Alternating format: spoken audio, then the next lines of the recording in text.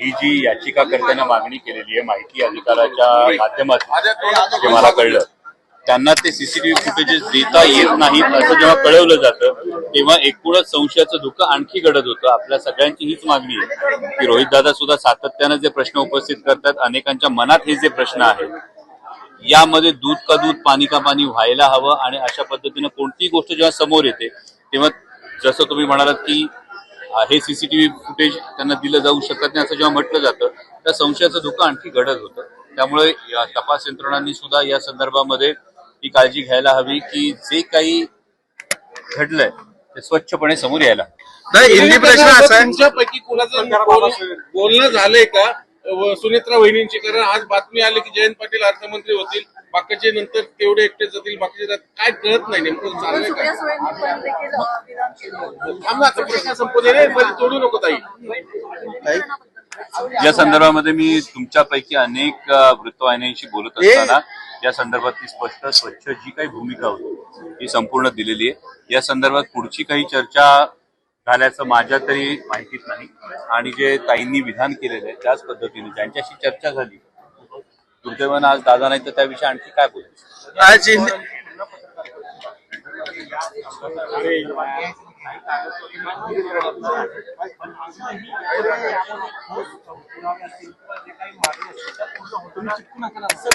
तुम्ही सगळेजण रोहित दादांनी विचारलेले प्रश्न पुन्हा विचारता, याचं एक फार महत्वाचं कारण असं आहे कारण तुम्हाला हे सगळे प्रश्न पटतायत. तुम्हाला हे सगळे प्रश्न पटतायत की हा जेव्हा प्रश्न पडतो की मोबाईल सापडतो मात्र ब्लॅक बॉक्स जळतो, हे का होतं, हे जेव्हा रोहित पवार विचारतात, हे तुमच्या मनातले प्रश्न आहेत, हे महाराष्ट्राच्या मनातले प्रश्न आहेत. आणि त्यामुळे या प्रश्नांची उत्तर महाराष्ट्राला हवी आहे. हिंदी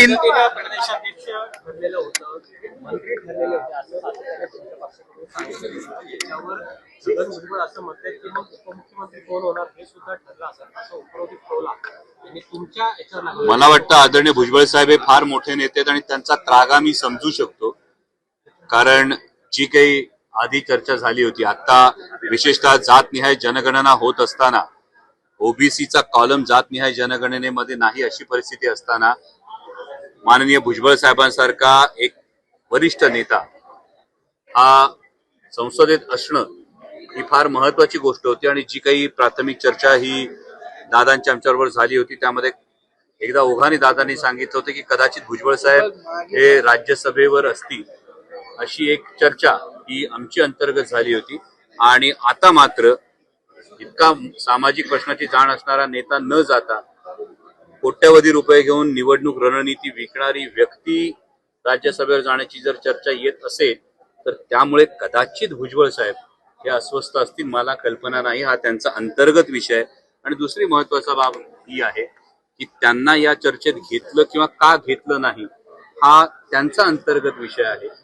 त्यामुळे त्याविषयी मी उगाच भाष्य करणं योग्य. दिल्ली के हिंदी हिंदी दादा दादा दादा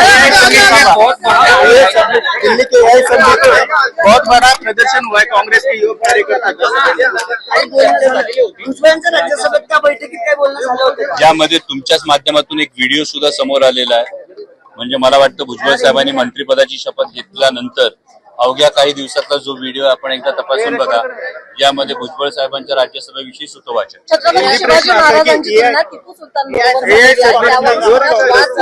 बहुत बड़ा प्रदर्शन किया है. क्या छत्रपती शिवाजी महाराजांची कोणाशीही तुलना होऊ शकत नाही. केवळ मला असं वाटतं की माझं हे स्वच्छ माझं मत आहे, भिंतीवर कोणाचे फोटो आहेत यापेक्षा त्या फोटो समोर बसून काय होतं हे बघणं जास्त महत्वाचं आहे. दुर्दैवानं रयतेच्या भाजी देठाला हात लागू देऊ नका अशी शिकवण असणाऱ्या महाराष्ट्रामध्ये जर खुलेआम लाच घेतली जात असेल, मंत्रालयात जर अशा गोष्टीचे ट्रॅप लागत असतील तर मागचे फोटो यापेक्षा महत्वाचं पुढची गोष्ट काय आहे ती महत्वाची आहे.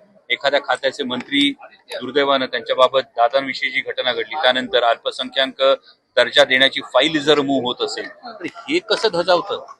फोटो कुठले लावले यापेक्षा फोटो समोर बसून तुम्ही करताय काय हे बघणं महत्वाचं आहे. कांग्रेस के युवक कार्यकर्ता ने बड़ा प्रदर्शन किया है, उनका शर्ट निकाल के सभी प्रदर्शन हुआ है वहाँ पर. क्या कहना चाहोगे एआई समिट के प्रदर्शन में कांग्रेस के युवक कार्यकर्ता ने इस बारे में मुझे जानकारी नहीं है, तो इसकी पूरी जानकारी लेके मैं इस पे टिप्पणी